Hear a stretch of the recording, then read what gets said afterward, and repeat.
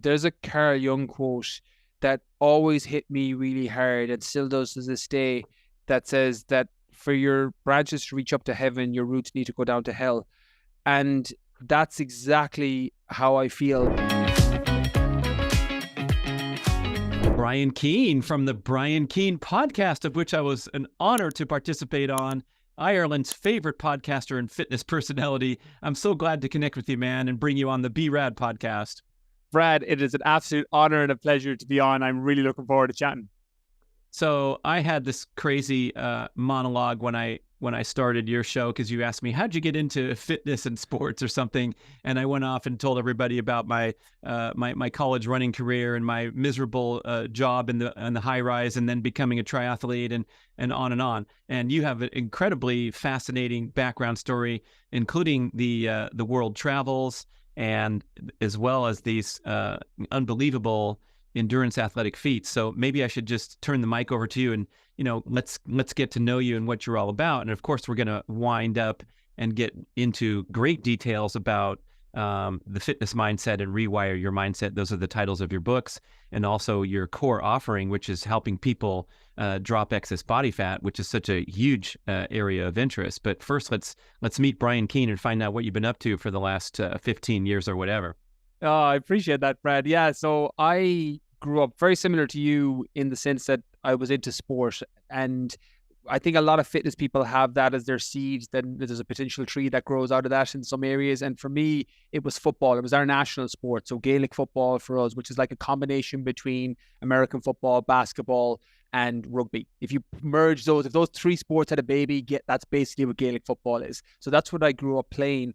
And I didn't run much. I wasn't into endurance. It wasn't an area that I particularly excelled in, although I was quite fast and I did a lot of sprint work and things along those lines when I was playing sport. But over the space of probably the first 18 years of my life, it was all football. That's what I lived and breathed for. I wasn't very good in school. I barely passed high school. I was obsessed with fitness. I was obsessed with the gym, making myself stronger, trying to get in better shape for sport. And that was my life for all intents and purposes until I went to university. When I went to college, and then for 4 years, it went another direction. It went towards girls and alcohol and living the life. And I had a nice little balance. It was kind of like putting your feet in the freezer and your head in the oven in terms of, a little bit of balance in the middle in terms of extreme. I would train a lot and try and eat well, but then I was drinking and going out and had all this craziness within it. And I wasn't in a traditional fitness career. I did an undergraduate degree in business, and then I went and did a postgraduate in elementary school teaching. So I was an elementary school teacher for 4 years. And it was a kind of a funny way how I fell into fitness. I fell into some of the challenges that I do now. Was I did those 4 years degree. I walked into my first teaching job in London, and I was about half an hour, 30 minutes or so, a little bit shorter than you. I think it was 11 weeks or so into your job. And I thought, oh my God, I don't want to be a teacher. What am I doing here? About half an hour into my first ever day of a year 3, third grade classroom. And the analogy I've used in books is that it felt like I had spent years climbing a ladder only to get to the top and realize I was up against the wrong wall. And for the next 4 years, I thought, oh my God, what am I going to do? I need to get out of this. And a very long story short, I came home one Christmas and I was having a bit of a pity party for myself, Brad, like a real woe is me. I hate my job. I'm not happy. I'm so unfulfilled. I was counting down the days until Friday, and then the weekend would come and I'd be ecstatic, and then Sunday evening would come and I'd be borderline depressed, getting ready to go back to work on Monday. And my mother said two things to me that I'll never forget. One I've quoted probably 1,000 times on my podcast at this point. The first thing she said was, well, you're not a tree. If you don't like where you are, you can move. And I sat with that. And then she asked me one of the most profound questions that I still ask myself to this day. And she said, what would you do for free? And I sat there and I thought, wow, I never really thought about that. I've been living this path of go to college, get a job, and that's what you do. And that's what success is. Teaching in the UK and Ireland, a little bit different to the US. It's considered kind of a high enough status job. The pay is much better. The hours are a little bit less.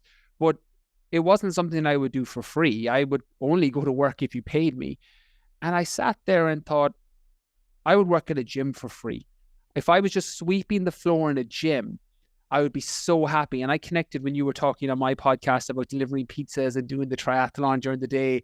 That's what I felt like with the gym. I thought if I had my gym membership paid and I could just go in and have enough money to live and eat, I would be happy. And it led me down a path of what was first a fitness instructor course, and then a one-to-one certified personal trainer, sports nutritionist. And I kind of evolved in terms of accreditations after that. And I thought, this is what I'm supposed to be doing. This is what I felt a calling for. And I spent 2 years working as a personal trainer at nighttime and working as an elementary school teacher during the day. And eventually I got to the point where I was making more money as a personal trainer. And at nighttime. At nighttime. And I couldn't believe I was getting paid. Every time somebody paid me, Brad, for personal training sessions, I'm like, I cannot believe I get paid for this. And over the next few years, I moved back to the west of Ireland. I moved back in with my mum and dad at the time. I was 26 years of age. My sister gave me her old little Toyota Yaris, one of those cars that when you close the front door, all 4 windows would fall down. But I was at the bottom of a ladder, but it was up against the right wall. I'd started completely from fresh. People didn't know who I was. I didn't have any social media. I didn't have any books. I didn't have any podcasts. All I had was 2 years of experience as a nighttime personal trainer. So I had learned my craft and I was good at what I did. And I moved back and said, if I give myself a 6-month runway, if I can't make this work full time, I'll go back teaching in September. It would have been June at that point, and I'll go back teaching. But I was so fortunate over the space of 6 months. It got to the point I was so busy, I had to take on a second trainer. And there was an element of my business where I was hiring trainers underneath me to cover the waiting list. And although I transitioned the business into a different direction and we moved online in 2015 when my daughter was born because I wanted more time, more freedom, I fell in love with what I'm doing. And up until this day, which is 2023, all the way from 2014, when I started and moved and went full time into it, I can't believe I get paid to do the things that I do. Like at the moment, and in terms of endurance and fitness, I've pivoted out of the world of sport. I went into bodybuilding for a few years. I competed at quite a decent level in bodybuilding. I was in the pro fitness model category, which means you can compete for money. I was flying around the world doing those photo shoots, men's health, men's fitness, things along those lines. And once I established kind of my brand and my business online, things were going really well. The podcast took off. My first book, The Fitness Mindset, came out in 2017. It sold more than 100,000 copies to date for me, which is huge in terms of a self-published book that just got it out there to people and connected and helped. And it opened up so many doors and opportunities for me. And I started to pivot into the world of endurance based on needing some actual challenges in my life. I felt like I was getting a little bit soft and my mental resilience wasn't very good. As somebody that would have struggled with self-confidence and struggled with self-esteem as a teenager and as a young adult, I felt some of that creeping back up in my 30s, my early 30s. And the first challenge I ever signed up for, and I can run through them quickly, was Marathon des Sables, which is 6 back-to-back marathons. Excuse me, that was your first? That was my first. I'd never ran a marathon. I'd never done an ultra. The first one I ever signed up for was Marathon des Sables, Brad. And I think it's widely regarded as the most difficult ultra marathon on the planet. And for you Googling people, it's SABLES, right? Marathon des Sables for the Joker English person. But we'll put that link in the show notes, and it's just ridiculous what those people face. Amazing. It was one of the most difficult things up until that point that I'd done in my life. And I think because I hadn't come from a running background, I remember, Brad, I signed up, and this is just to kind of go off tangent how I found out about it. I was at an event. It was actually, you quoted Tony Robbins in my podcast. I was at the Tony Robbins Business Mastery in Amsterdam in 2018, and I ran into somebody who's become a very close and personal friend since. His name is Tom Otten. He's been on my podcast several times, a very highly established ultra runner. And he was telling me about this event. And my first question was what's an ultra marathon? Because I wasn't in that world. I had done CrossFit and bodybuilding and sport. I was like, what's an ultra marathon? So he explained that to me. And then he started talking about this race in the desert, that it's 6 marathons back to back. It's self-sufficient. You carry all your food on your back. You have to have a venom pump within arm's reach at all times in case you get bitten by a snake. And I missed the entire next speaker at the Tony Robbins event because I was on Google searching this race. And I was like, oh my God, that sounds incredible. That's insane. And then what happened to me happens to a lot of people that are in ultras and in endurance events is you kind of park it and you just leave it and nothing comes of it for a while. And I thought, okay, do you know what, Brian, you're 85 kilograms, which is about 180 pounds. I'm 5'8". I'm built like a hobbit. I'm quite muscular and short limbed. I'm not built to run long ultras. And I thought, okay, I can't do that. And then I was sitting about a month later, Brad, about to post on Instagram. And I had a decent Instagram following at the time. And it was around that area where quotes were very popular. People were putting up quote cards and they were trending really well. And I had a quote that was something along the lines of, you know, behind every fear is a person you want to be. And I sat there hovering over the post publish button thinking, you hypocrite. I was like, you're about to post this on Instagram and you heard about this race a month ago that you're afraid to do. What are you considering even posting this? So I posted it anyways and went home and I signed up for my deposit for Marathon des Sables that night. And that was the commitment I made to myself. Now, I went to the gym the next day, Brad, and this shows my idiocy when it comes to training as a personal trainer, but clearly someone who focused on body composition versus athletic performance when it comes to training for an ultra.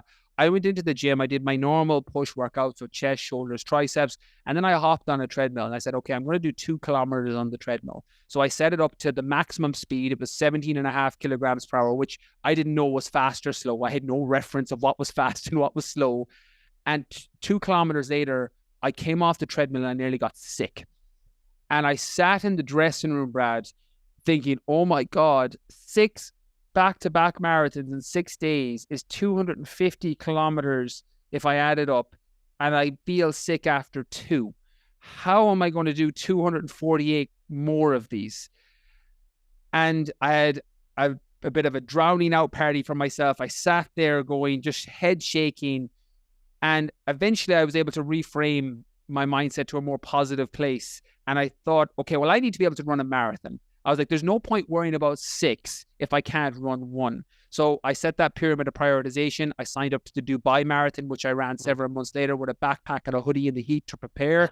And that was my preparation for Marathon des Sables. I went out there, which is highly regarded, as you mentioned, as the world's toughest foot race. And I put one foot in front of the other and I finished. To say I ran would be probably not an accurate description of how I was moving, particularly the last 3 days. I would say I moved 6 marathons over 6 days with some running in between. And your feet are blistered. I dropped 5 kilograms while I was away because I ran out of food. And it was such a difficult undertaking.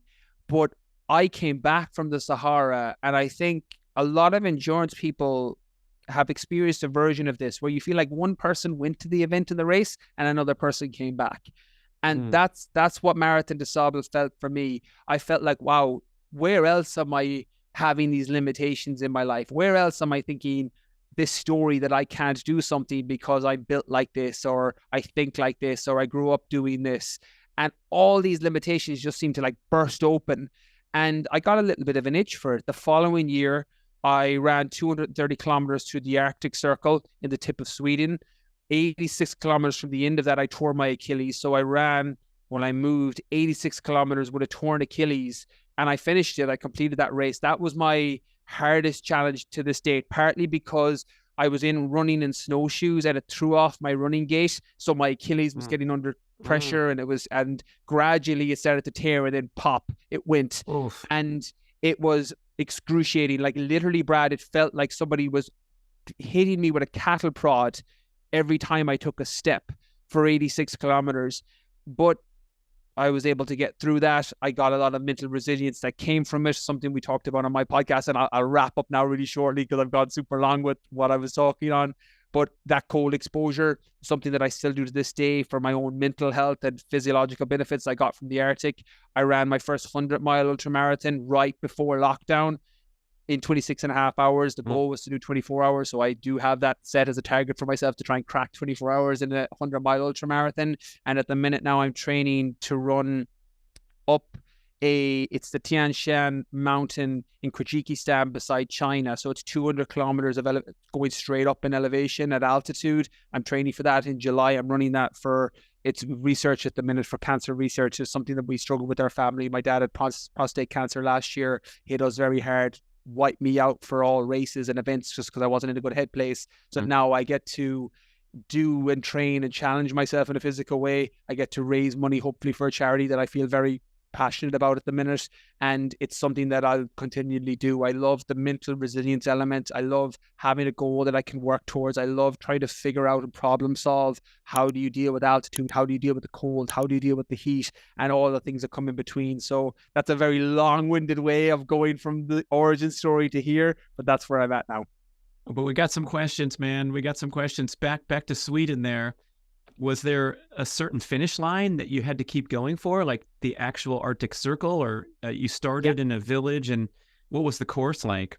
So the course started, if you look, it was kind of like a horseshoe, if you picture a horseshoe. So you ran up towards and away from the Arctic Circle line, and then you ran over the Arctic Circle line and then horseshoed back into a village where you finished. So it was 230 kilometers over 5 days.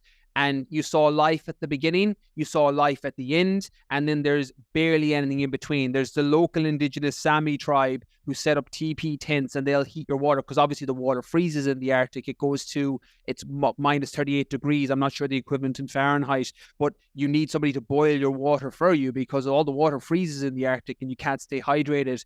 And with the Arctic, people normally ask what was more difficult, the Sahara or the Arctic? And the Arctic, by a stretch, because it's so unforgiving, like it feels like you're fighting with Mother Nature in the Arctic. Because if you go, there's a great photo that I have when my Achilles tore initially, and I had to try and get to a checkpoint in a TP, that when you're moving so slowly in the Arctic, which I was pulling my leg behind me, especially in the initial phase, my eyelids froze over because of the water in your eyes. So my eyes looked like I was a vampire or a zombie with red eyes because they were bloodshot because I couldn't blink because of the water. It just frozen everything over. And you're in this weird Goldilocks zone in the Arctic that if you go too fast, you sweat and your risk of hypothermia goes up. If you go too slow, the frostbite risk goes up. So you're in this weird Goldilocks zone of trying to stay at a certain pace and keep your core temperature at a certain level, whereas you don't have that in the Sahara. The Sahara is just dealing, don't get dehydrated and don't get bitten by a snake. If they're your two things, like they're your two high-risk things, don't do those two things, then you'll probably be okay. Whereas there was a lot more going on in the Arctic. Now, I learned so much from both. I love those extreme challenges. I love who you have to become in order to complete them. For me, and the resilience you get from them, the tools you get, the stories you get, and the people that you might potentially meet. Like, when are you ever going to walk into a reindeer indigenous Sami tribe? Like, they're not in the west of Ireland. They're not in California. They're not in New York. They're living in the tip of Sweden, and they're self-sufficient themselves. So it's great experience that I get to have. But yeah, that was the Arctic in terms of how it laid out in the course. So these multi-day events, where do you stay at night? Is it organized where the Samis are taking in these participants and then getting up and doing another route the next day? Yeah, so the indigenous tribe, the Sami tribe, link in with a company in the UK. Beyond the Ultimate is the name of the company, and they coordinate between each other. So the Sami tribe set up and help with the checkpoints, and then we run towards, in the Arctic is slightly different from the Sahara. The Sahara Marathon des Sables is all set up. So they basically take the tents, you're sleeping outside, but you run to the next tent, you run to the next 42.2 kilometers, 26.2 miles, and then you basically fall asleep underneath the tent. With the Arctic, we were running either towards kind of like teepees, yurts, or cabins. So in terms of the sleeping situation, it's quite comfortable. It's just everything else that's not. And what happened to your Achilles after the event? Oh, it put me out for about 6 months, and it still flares up slightly on when I start to increase my training volume too quickly. So when I'm training for an ultra, I normally build up very gradually. So very steady 5Ks, 10-kilometer runs, 15 kilometers, very steady. If I jump it too quick, that Achilles can flare up a small bit again. But 6 months it put me out for, like, I couldn't walk for 3. Like I was hobbling for 3. Now I was still working out, I was still training. Like I was in the pool and I had one of those paddles that you can put between your legs so that you stop your legs from kicking. I was doing upper body work when it came to chest and shoulders and back and things along those lines, but I couldn't run and I couldn't do anything along those lines for a good 6 months after. And realistically, it was closer to a year before it felt comfortable enough to do a race. But, you know, I got fortunate with that. I got 100-mile ultramarathon and then the world shut down with lockdown. So it was fine. I had plenty of recovery time off the back end.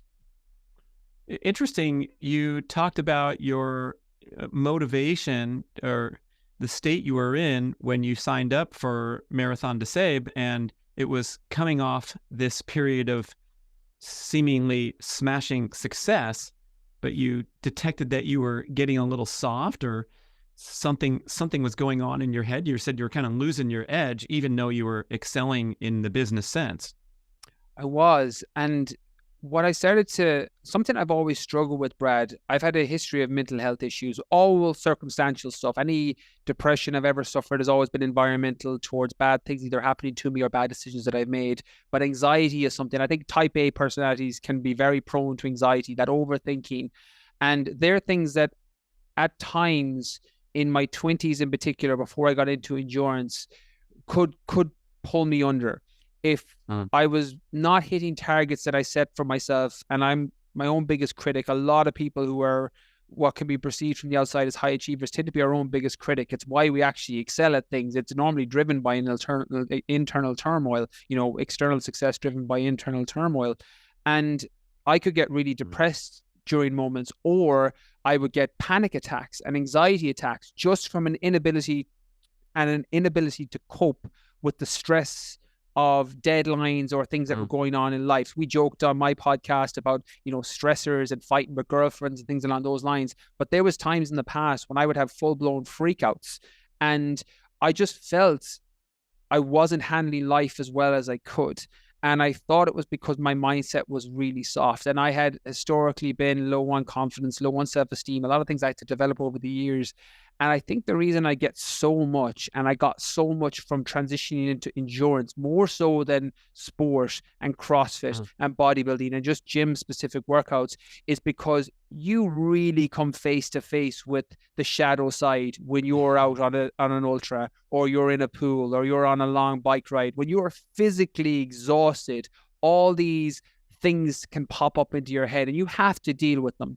And because of that, there was a point before I did Marathon des Sables and signed up where I was afraid if that happened. If those demons or that shadow side came up, or those thoughts came up, I didn't know what to do with them. I would numb out, I would distract, I would do what a lot of people did. And I was in shape, but I was, you know, a junk food addict, but I was just a fit junk food addict because I would use food to numb out and escape. I would use sometimes exercise and going to the gym multiple times a day to try and numb out and escape. I would use distraction and binge watch things on TV even before Netflix to just distract my mind and piece myself from my mind or get away from it. And I didn't want to live like that anymore. I would look down at my daughter at the time, who was 2 when I signed up for Marathon des Sables, going on 3. And I thought, oh my God, I can't be this weak. I was like, she's going to need somebody stronger. And that planted the seed for me to start seeking out these challenges to try and make myself more resilient, make myself more mentally tough. And thankfully, I know it's a process and it's going to be a continually journey, but it's one of those things that I felt that call. I listened to it probably for the first time in my life up to that point, and all the external success with business and books and things along those lines, they weren't filling that gap for me. They weren't making me feel any mentally tougher or more resilient. They were just external successes that didn't actually make me feel any better. So that's where I had to go and seek it out elsewhere. Oof. That's heavy. And I appreciate you sharing your struggles with us, as well as the amazing successes. And it occurs to me, I'm wondering, like, those are pretty amazing heights and incredible achievements so far beyond the ordinary. someone who's signed up for the London Marathon and ran 26 miles and it was a little warm that day. No, this is a whole nother level. But also, as you relate those ups and downs that sound pretty severe, do you think that's part of your entire package where, because you are capable of such high achievements, you're also prone to these deep struggles that come even when you're outwardly successful, as opposed to someone who's just steady going and maybe they have a rough day, but it's not, this existential crisis like you're relating? Because I often wonder that about peak performers, where sometimes the fallout or the ups and downs are so severe, bringing the potential for these extreme achievements. That's a great question. And there's a Carl Jung quote that always hit me really hard and still does to this day, that says that for your branches to reach up to heaven, your roots need to go down to hell. And that's exactly how I feel when it comes to these achievements. I feel that running for me and endurance for me is a vehicle for self-discovery, because I'm not a fan of running. I don't really like it. Like it doesn't, it's not something I would do by choice, but I get so much from it in terms of the personal development. It feels like a mini psychedelic trip anytime I go on a long run, where stuff is coming up to the forefront of your mind and you're just too tired to bat it away. And because when you're able to sit and reflect with those things, either during or after, you're able to kind of get to a deeper root of, those issues that you have that were driving you. And I definitely have more peace from mind in now at age 35 than I did at age 30. It's 100x from age 25, when it was probably at its height and at its worst. And I'm looking to the future, to the next 5 years, the next 10 years, the next 15 years, the next 20 years. And you're just trying to get that little bit better. You talked about that continuous self-improvement and looking towards that. I can't remember the exact line you gave, the process of improvement. That is what I'm looking to do and what I'm looking to get. Like, I don't compare myself to podium winners. I don't compare myself to other people that are on the races or on the runs with me. It's 100% for me and competing against myself, and knowing that there's a deeper reason, and the reason for me to externally achieve, and I'm using inverted quotes here, is to deal with that struggle and the places I can go to if I don't set myself these challenges. And I don't want it to sound like, I'm walking around miserable all day. I'm not. I love my life. I'm so grateful. I have the most amazing partner in the world. My daughter is incredible and she's healthy and well. My parents are both alive after some struggles in the past year. I have a business that I would do everything I do for free. I'm so grateful for the things I have in my life. And that's partly the reason why I can seek out these challenges. And it's so relative, because my Marathon des Sables is somebody else's London Marathon. Somebody else's London Marathon is getting up off the couch to 5K. And I've worked with a lot of those very overweight, obese individuals, people who struggle with that. And their version of what I got from Marathon des Sables is being able to buy jeans off the rack and not have to order them especially, or being able to go into a seat. One of my clients for years ago, the first time she was able to go onto a plane and buy a single seat because she was so overweight, she had to order two every time. That was her Marathon des Sables. And it shows up in different shapes and forms for people. And I think once you're aware that you don't have to copy me, you don't copy Brad, you don't have to copy other people, there's a version of that out there for you. And on the other side of it is where you want to be. You just have to listen to the call when it comes. Very well said. I appreciate that. And speaking of quotes, we got to bring your mom into the spotlight here. That is the most awesome quote. What would you do for free as a guiding purpose in life? I absolutely love that. And it sounds like it had a tremendous impact on you as well. We might have to title the show Brian Keane, What Would You Do for Free, and other fun highlights. But that is it sounds like a real turning point. I still use that, Brad, to this day. Like, when I'm making decisions, particularly business decisions, but everything, it's what would I do for free? Because when you're able to jump out of bed every morning and you're so excited to do what you do, you end up, and this sounds so counterintuitive, because when I put this to business people, and this is a very successful entrepreneur as well, that when you put out what would you do for free, it gives you a competitive advantage, because you end up doing things that feel like work to others that don't feel like work to you. One of my mentors used to always tell me, try and find the area of business that doesn't feel like work to you, that feels like work to everybody else. And what would you do for free is my North Compass for that, or my North Star for that, my guiding compass for that.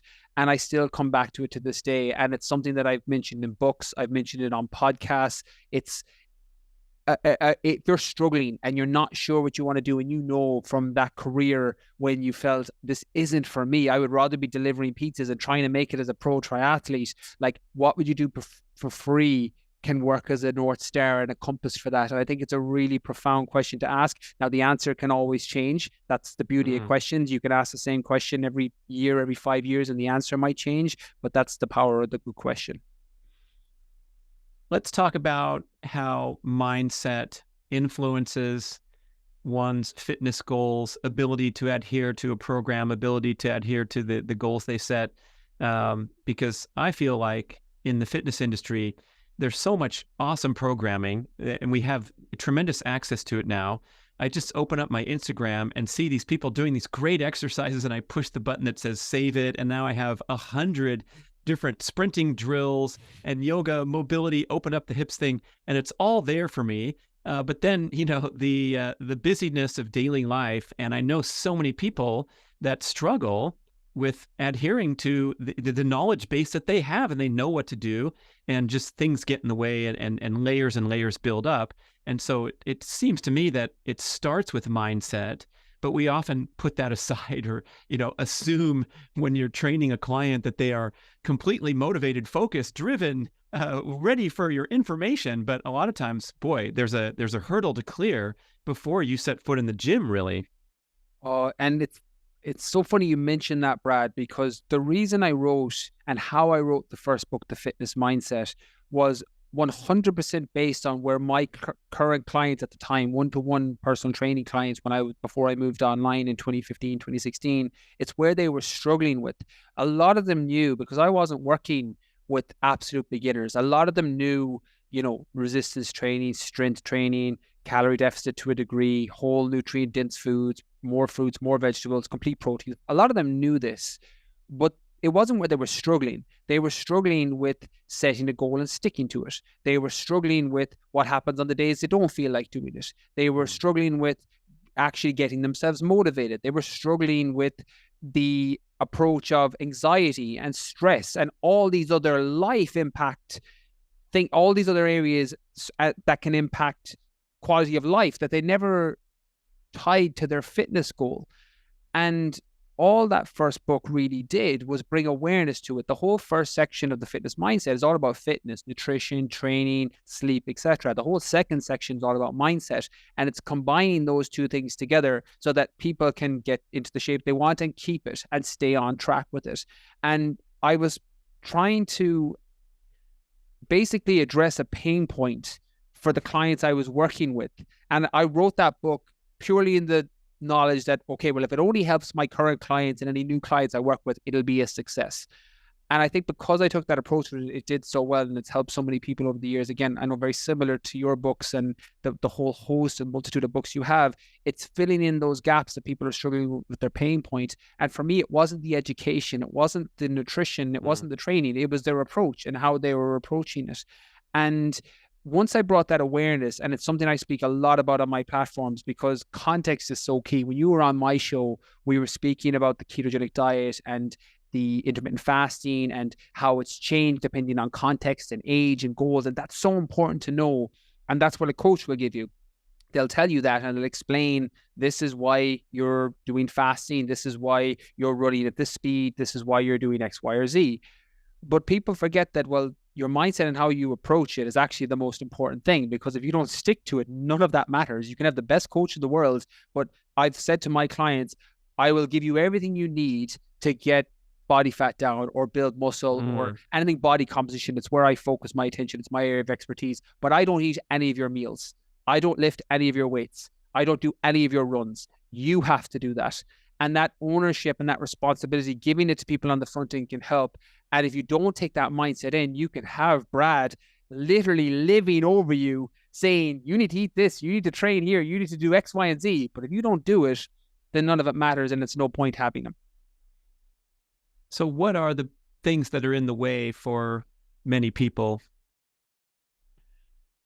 Something that I tend to specialize in, and this is down to my own history, is people's food relationships and kind of disordered eating patterns. And now this is something that is very close to my heart because I had very poor disordered eating patterns. I didn't have a full-blown eating disorder, but definitely disordered eating patterns when it comes to constantly separating food into good and bad categories. Now, there's definitely an argument for less processed, more whole foods. Like, you can't really make that argument. It's scientifically backed. It's what people need versus what they don't need. But mine was so black and white, Brad, where I would literally go Monday to Friday eating chicken and broccoli, and then I would eat nothing but ice cream, chocolate, cookies, anything I could get my hands on that had some sort of sugar, fat, and carbs and salt into it over a weekend. And I could go up 4, 5, 6 pounds over a weekend just from water retention, from the carbs and the sodium and the sugar. And then the process would start again on Monday. I would restrict massively, and then I would fall into these binge and restrict cycles. And a lot of the people I work with are similar. They have versions of that where they're quite good Monday to Thursday or Monday to Friday, and then they fall off the track at the weekend. I'm not sure if I can swear on the podcast, but I call it pressing the fuck it button. They go, fuck it, the weekend, and that button gets pressed, and then everything's a write-off for the next 2 days, and then they reset and they're back on plan on Monday. I think one of the reasons that intermittent fasting, keto can work so well for people is it makes them more metabolically flexible. It's not necessarily a direct recommendation. I think diet should be dependent on the person, but when you become more metabolically flexible, you're less of a slave to food. And something that endurance indirectly gave me, because I started to experiment with ketogenic diets and intermittent fasting to prepare for endurance events, but I found that I felt like a slave to food at times, meaning that I always had to have my 6 meals with me, and then I'd be wary of the weekend coming up because it would just be floodgates opening and I would feel so horrible and I wouldn't want to see anybody until I lost some of that water weight on a Tuesday. And that cycle would just rinse and repeat for years. And it gave me a lot of my freedom back. And I had Robert Sykes on my podcast, The Keto Savage, and he said something very similar, that the keto diet indirectly gave him back a lot of his food freedom, because there's restriction. Obviously, the ketogenic diet is a very restrictive diet. But ironically, when you have disordered eating patterns, when you're able to pull yourself out that actually I don't need a meal, I can fast and I'll be fine, or the world won't end if I don't have breakfast today.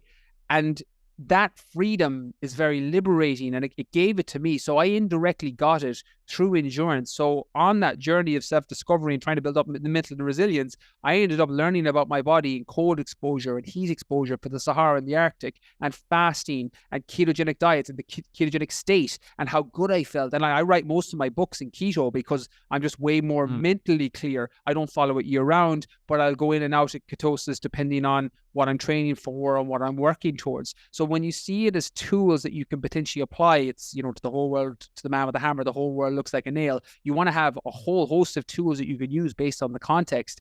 And that's something that a lot of the people I work with struggled with.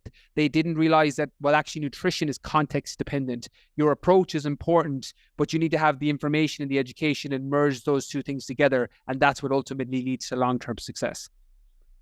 I think that's an important point that's not appreciated enough when we talk about disordered eating, is that the addictive nature of heavily processed modern foods is not the entire factor. There are many factors that lead to disordered relationship with food, but it's a driving factor when you do have signs of addiction and you are reliant upon a certain number of calories at a certain time of day just to stabilize your mood, energy, focus, and all that. It's really hard to extricate from that. And you, just for people that didn't quite fully appreciate that, when you get metabolically flexible, when you get healthy and make healthy choices, you realize that you're not dependent on food for your energy, for your happiness, for your well-being, that you feel good when you skip a meal, or you feel good after you eat a meal.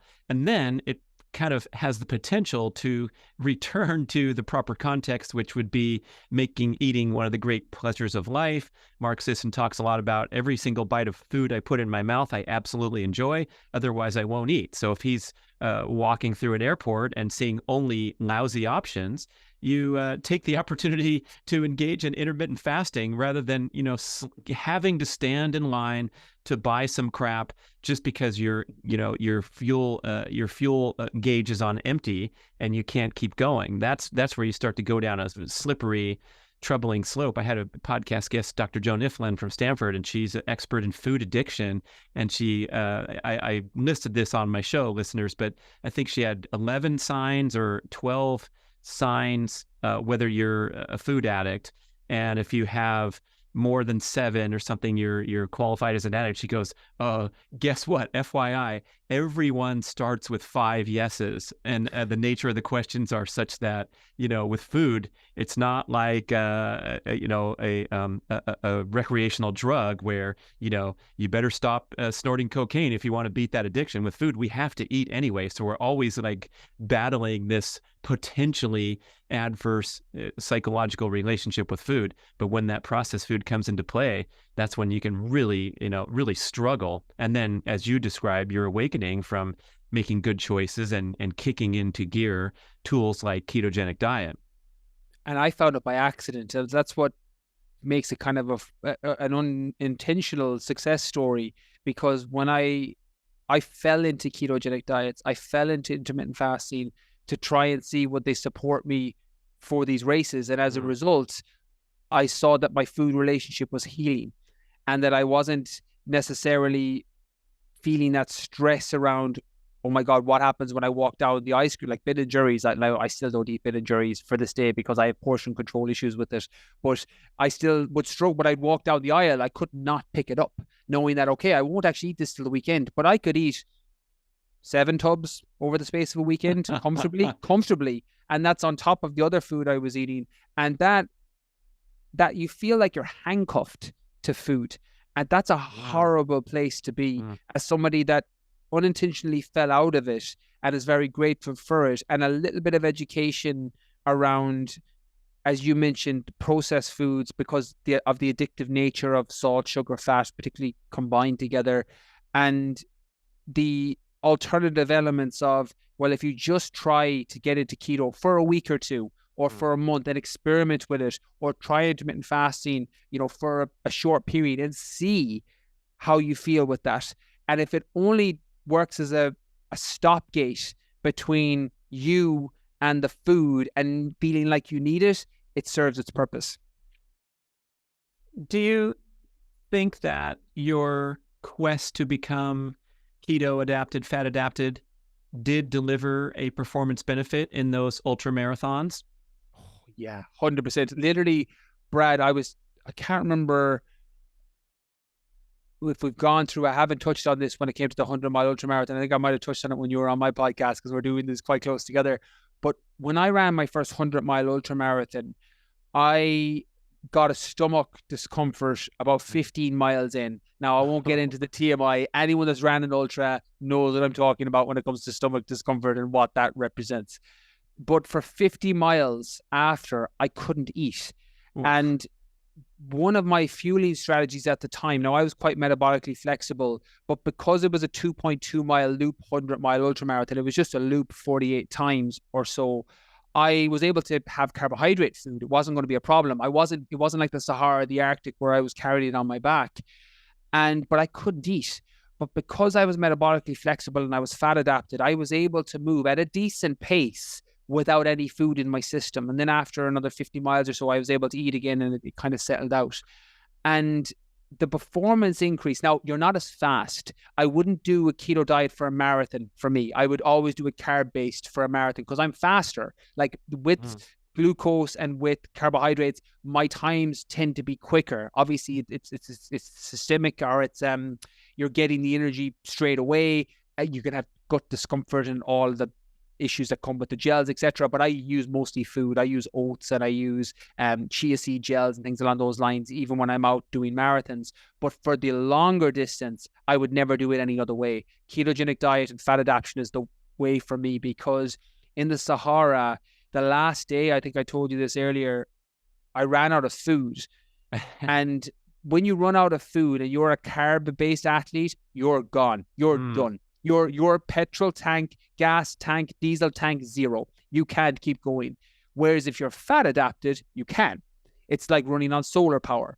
And that becomes such a performance enhancing benefit if you're that metabolically flexible that you can use both. Like I always want to be able to use both, like, because it's very easy to get carb based. Like 1-2 meals can knock you straight back in and you're fine, particularly if you've been very structurally and strategically going keto. But I also want to be able to drop out of that fast if I have to run 50 miles or 40 miles on an empty stomach because I can't eat. So in terms of performance enhancing benefit, I think it's one of the ultimate tools that an endurance athlete can adopt into their strategy.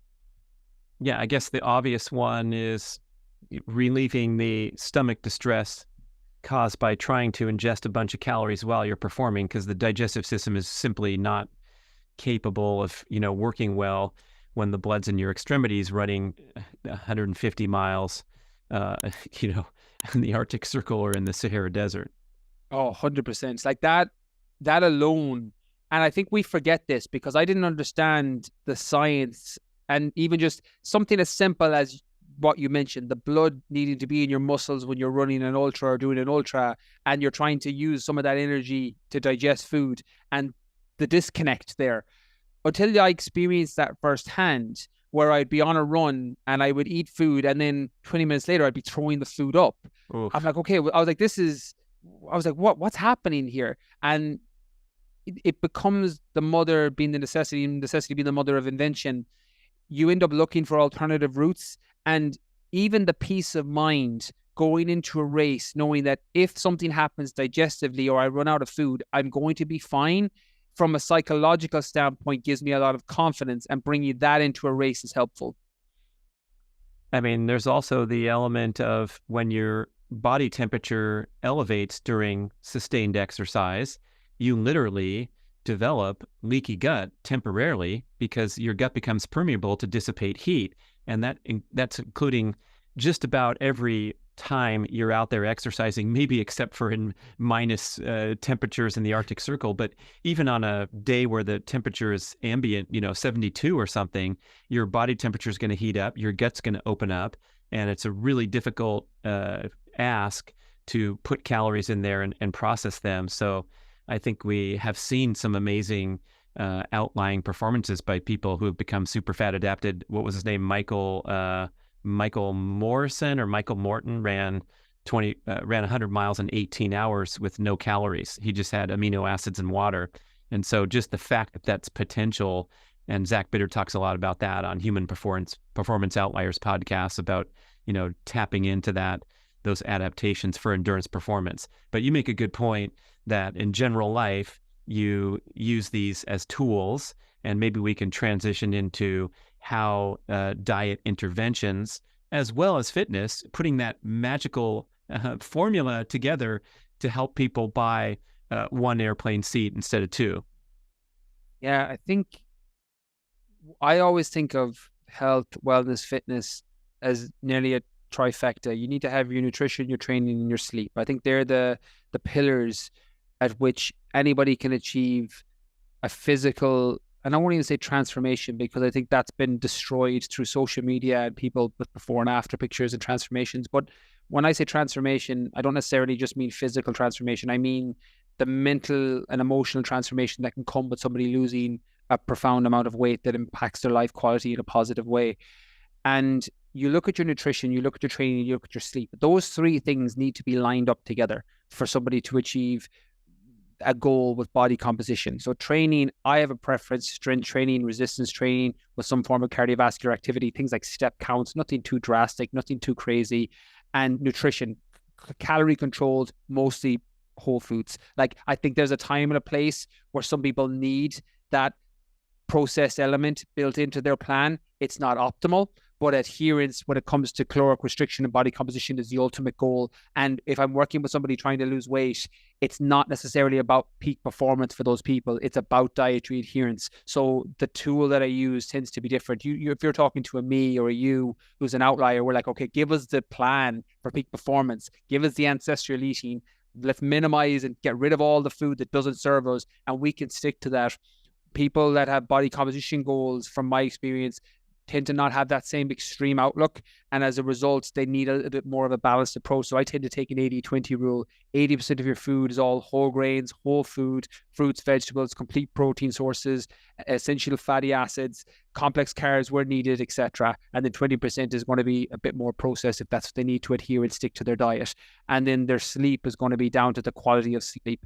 I've had Nick Lales on the podcast. He used to be Cristiano Ronaldo's sleep coach, and he speaks about the quality of sleep versus the quantity of sleep. I know Dr. Matthew Walker out of Harvard is very similar on this, that the quality of sleep is so important. So getting those 6 or 7 hours uninterrupted versus 9 hours of broken sleep, and finding where your sweet spot is. You know this, Brad, like sleep isn't always going to be the same. Sometimes you need 7 hours, sometimes you need 8, sometimes you need 9, 10 hours plus, depending on your training regimen, depending on stress levels, depending on age, depending on a whole host of things. So they tend to vary and they can change. But once you're looking at your nutrition as a whole, you're looking at your fitness and you're following some form of resistance training program. I always tell my clients that if you look at strength and resistance training, when you're looking for body composition, you're burning calories while you're sleeping. It's the metabolic equivalent of making money while you sleep. You burn more calories while you're resting when you're doing strength and resistance training. So once you control for your calories in some degree, shape or form, you're going to be able to get body fat down. And then once you're sleeping and recovering and feeling good and energy levels are good, you're going to be able to sustain that output continuously.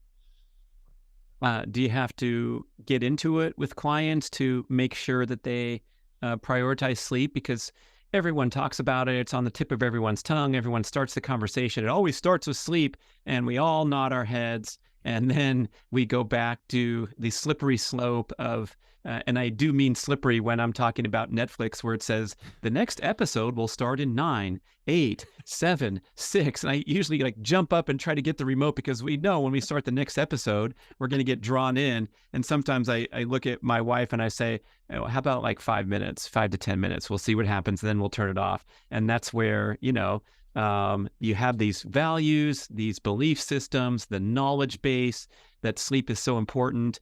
And then, you come back with your scorecard 30 days later and you say, well, yeah, I was, doing some late night phone calls, this or that happened. And it tends to get pushed aside a lot. I normally try and make it a non-negotiable for the clients that struggle with sleep. Now, some people that I've worked with in the past are the head hits the pillow at nighttime and they're out for the count, regardless of what they've consumed that day, whether they've drank coffee or not, whether they've been stressed or not, their head hits the pillow and they fall asleep. I tend to not focus it too much with those people because it's not really a pain point or a problem.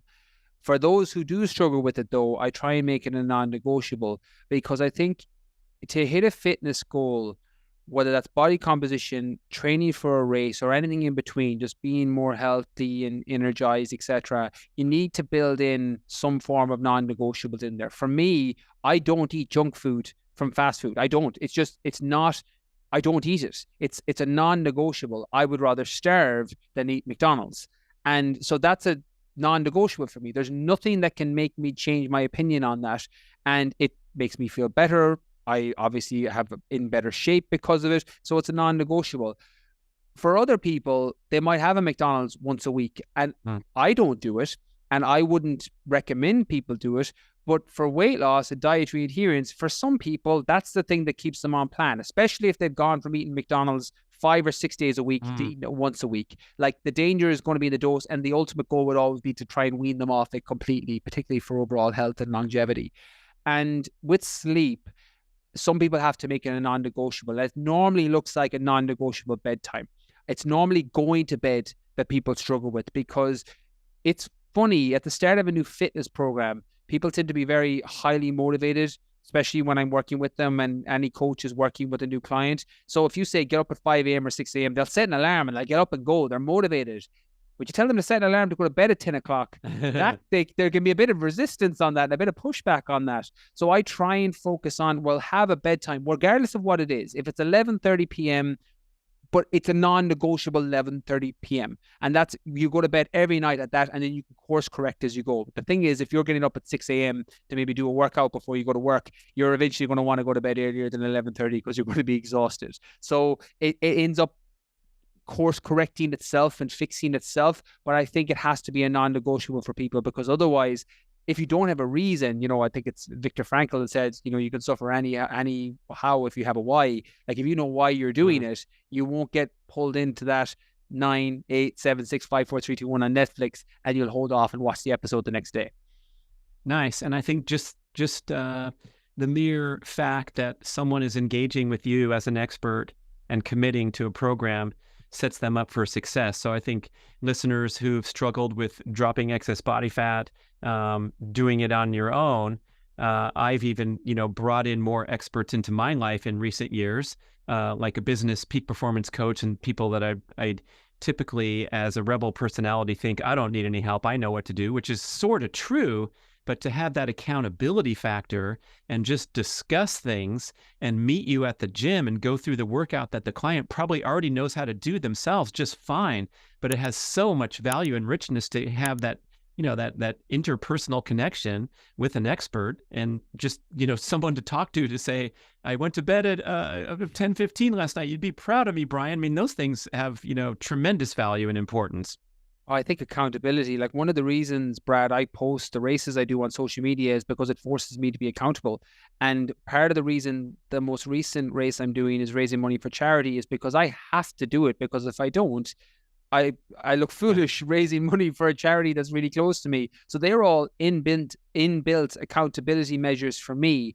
And sometimes you set them up in your own life and sometimes they're external with another person. But I think you need accountability to achieve in any area of your life, regardless of what it looks like. Love that, man. I love that. My good friend, Christopher Smith, speed golf legend, PGA teaching professional, and he's a real cynic about social media. And you can look at his postings where he's, catching us and checking us about, what are you doing out there? Are you just feeding your ego? And he makes some really important points that we all pretty much aware of the inherent narcissism in social media. But when I think about my relationship with my own social media account, of course, I'm trying to provide value with every single post so that it's not just me showing off my new car. It's also, I realize, a way to keep myself accountable. And, it's my creative outlet, like an art form. And that might sound silly to people, but I benefit a lot from contributing my own content to my own social media and then, looking at it once in a while and keeping myself in check. So selfishly, whether you want to look at my postings or not, I enjoy doing it for that aspect of it. Thereby, I don't qualify for the ego narcissism category. But, even if it is a picture of me and a picture of me again, it's still, I'm doing it for a reason, but I do want to think about the, what's in it for the audience and how I can provide something of value. It serves an inspirational purpose as well, because you have people like your cold plunge video. I think you put up either yesterday or today. I was like, oh, I need to go and do my ice bath tomorrow. I was like, Brad's after doing his. I was like, I need to go get in it and just suck it up and get it done. So it ends up unintentionally or intentionally inspiring people when they see what you're doing. And I think once you see social media like that, because I don't think social media is good or bad. It's your relationship to it that's important. You can use it to binge and lose time and go down rabbit holes and comparison syndromes and all of those things with keeping up with the Joneses. Or you can use it and have a very strict, like I have digital detox, like don't go on it for the first 2 hours in the morning, last 2 hours at night, and I'm not on social media at weekends. Just non-negotiable. I don't work towards that. And if I do negotiate on it, I split the day. So I don't go on it on Friday and I go on it on Saturday because I've got an event or something I have to promote. And once you use it to lift yourself up and inspire, and you're following pages like yours, Brad, and you're following people who are inspiring you and giving you ideas and education and maybe inspiration, if you use it like that, you'll have a much better relationship to it. But I think you got to be really careful because it's easy to get sucked into the rabbit hole.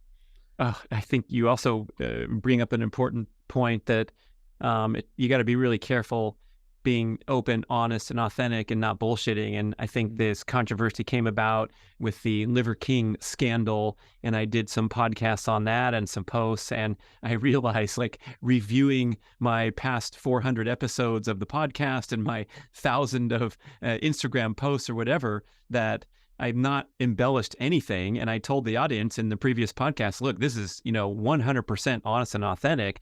And I'm not going to tell you that I jump in my cold tub every morning at 6 a.m., which I don't. I'm sleeping as long as possible and sometimes struggling to get up by 7:45 going, come on, get out of bed, man. It's been 9 hours already. But I think it's really important for everyone to be real and share the whole story. And so I compliment you on this interview because you talked about these amazing athletic performances, which are highly laudable, but also the ups and downs and the full story behind, what compelled you to sign up for the race, and getting deep inside the psyche and realizing that, for example, in your case, even with business success and, kicking butt, you still notice yourself slipping from your ideal self, and you did something about it, and sharing that with everybody makes a big difference. Oh, man, I really appreciate that, Brad. I, again, love the work you're doing. I'm so glad I got to come on here and share, and hopefully it helps in some way, shape, or form. I never know when I'm talking because it goes off in tangents and side notes and different areas, but hopefully there's something there for people. Yeah. Okay. So since you put me on the spot, man, at the end of your show, you asked me to encapsulate in one sentence what I'm all about or what I have to share with the audience. So maybe I'll ask you, put you on the spot here, that if someone is struggling with trying to reduce excess body fat, well-intentioned, well-meaning, and really wants to make it happen, maybe you could give us like 3 or 4 tips that come to mind out of the gate that we can implement right away to make a dent in this big challenge. I'll start with the most unsexiest of them, and that consistency is better than intensity. I think with weight loss, fat loss, body composition change, the temptation is to go intense, make a lot of changes very quickly as opposed to consistency. Because it's funny, you tell a marathon runner, there's nobody who's going to go out and never run and go, right, I'm going to go do 26.2 miles tomorrow. Like, people are like, I'll build up to it. But when it comes to weight loss and body fat reduction, they'll think, okay, I'll go from eating processed foods several times a day to salad for every single meal. And people do it all the time. January, it happens every January with hundreds of thousands, probably millions of people. So consistency over intensity is the most important thing, first and foremost. Unsexy, but true. The second, you have to experiment and find what works for you. And with nutrition, and this is what I struggled so much, and I'm a certified nutritionist, more so towards sports and peak performance, but general nutrition, when it comes to people that struggle, I would love to say, do this, and this one diet fixes everything. And there's ones I have preferences for. As I mentioned, I like a whole food nutrition approach. I'm a big fan personally of intermittent fasting. I use keto, particularly for performance, going in and out of it.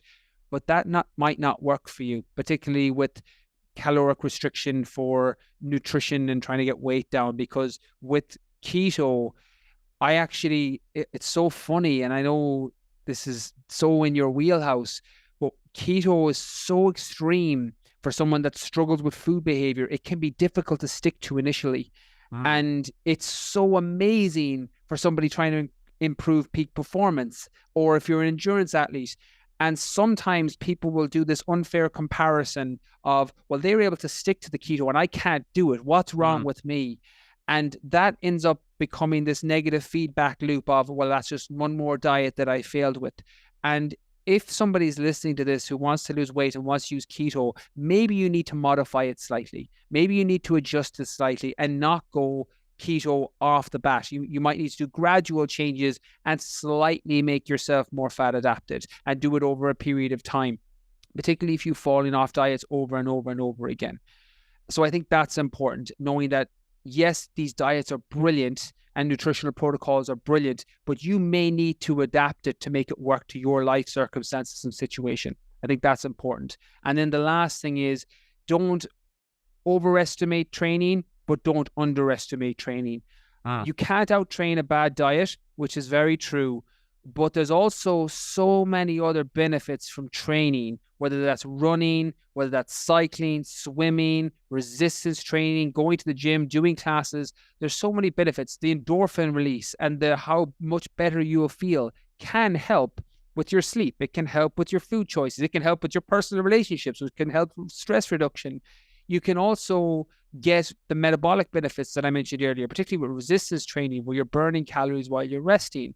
And those things, people can sometimes say, well, what's the best training program to follow? And that's not necessarily the right question.